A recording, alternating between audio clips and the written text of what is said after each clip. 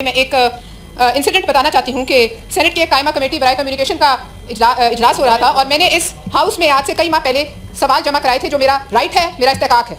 वो सवाल जो था उसका जवाब रोटा डे पर नहीं आया तो मैंने परवेज रशीद साहब से रिक्वेस्ट की कि इसको एजेंडा का हिस्सा बना लिया जाए। वो सवाल एजेंडा का हिस्सा बन के कोई 1.5-2 महीने बाद सेनेट की कायमा कमेटी बराए मवासलात में लगा।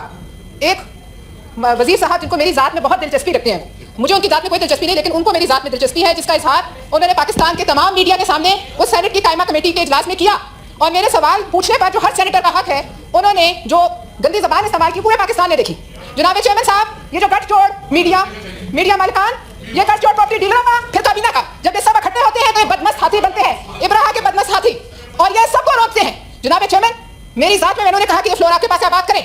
मैं ये कहना चाहती हूँ सर, आप इस हाउस के कस्टोडियन हैं, मेरी जात की बेइज्जती नहीं है। मैंने एनएचए की 2 अरब रुपए से बनने वाली सड़क पे सवाल की तो मेरा राइट है, मैं करूंगी, कल करूंगी, परसों करूंगी, रोज करूंगी। लेकिन बदमस्त हाथी ताकत में काबीना का जो यहाँ सजा लेते हैं बैठ, फिर वो समझते हैं कि वो सब पर चढ़ दौड़ेंगे क्यों?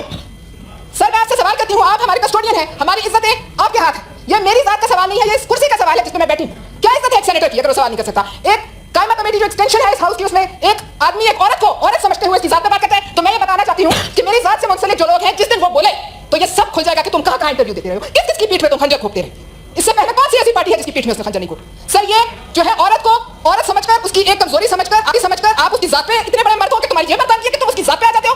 बोलो तो मेरे हाथ बोलो, और फिर तुम कहते हो अपना काम करने के बजाय एनएचए की करप्शन की दास्तानें आईएमएफ की रिपोर्ट में छपी है, जिसकी वजह से पाकिस्तान की बदनामी, पाकिस्तान का टहने में खड़ा, उस पर बात करने के बजाय कहते हैं टुकड़े कर दो, पंजाब के 10 टुकड़े कर दो, फलाने सूबे के टुकड़े क्यों? कौन है आप अपनी मिनिस्ट्री में देखें क्या हो रहा है। और अगर आप इतने सीख पाए एक सवाल पे जो एजेंडा का हिस्सा था, तो फिर जरूर गड़बड़, फिर जरूर कहीं कोई तिनका है। आप रियासत मदीना बनाने वालों के साथ भी थे, वहां तो हजरत उमर ने किसी को नहीं कहा कि मैं आपकी जात पे आ जाऊंगा, वहां तो उन्होंने चादर का भी हिसाब लिया और मांगने वालों ने मांगा और देने वालों ने दिया। तो फिर ये क्या है?